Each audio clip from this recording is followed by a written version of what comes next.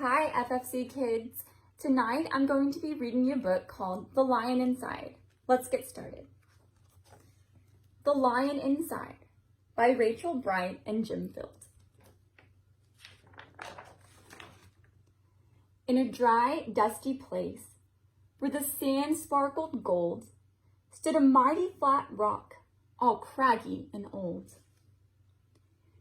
And under that rock, in a tiny full house, lived the littlest, quietest, meekest brown mouse. He was so very tiny, so incredibly small, that nobody noticed him ever at all. He got stepped on and sat on. He missed out on stuff, ignored and forgotten. His mouse life was tough. Meanwhile, far above, on top of the rock, times were quite different. It was a lion o'clock. This huge, toothy creature made sure everyone saw how important he was and how loud he could roar. He was head of the pack. He was shouty and proud. He loved flexing his biceps and wowing the crowd. Yes, all were impressed by this mighty king cat. If only, thought Mouse, I could be more like that. Then, late one dark night, in his tiny mouse bed, the cleverest thought popped into his head. He leaped up in the darkness and held up a paw. I've got it, he said. What I need is a roar. I mean, what if this mouse, with the weeniest squeak, were a little more grrr and a little less meek? Well, he'd still be the smallest of fuzzy brown mice, but he'd make friends and join in, and life would be nice. Yes, thought the mouse, I must find out how. I will learn how to roar, and I will learn it now. But it wouldn't be easy. There was only one beast who could teach him this thing, but might make him a feast. It was time to be strong, take a chance after all. Forever was such a long time to feel small.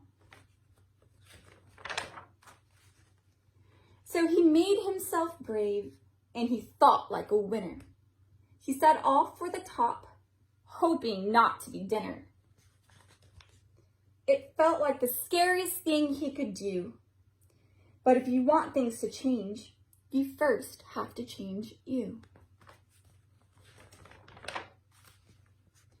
The farther he climbed, the closer he got to the slumbering lion reclining on top. Then, at last, as he stood on his tippy toes, he found himself suddenly nose to nose. Ahem, gulp, pardon me. Wake up, Mr. Lion, you've got company.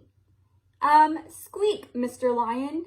What I've come to you for is squeak. Do you think you could teach me your roar?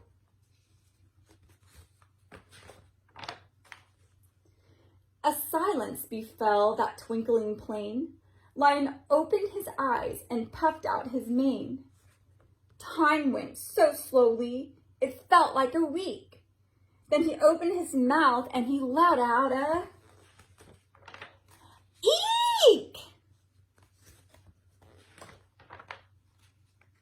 The lion curled up in a terrified ball.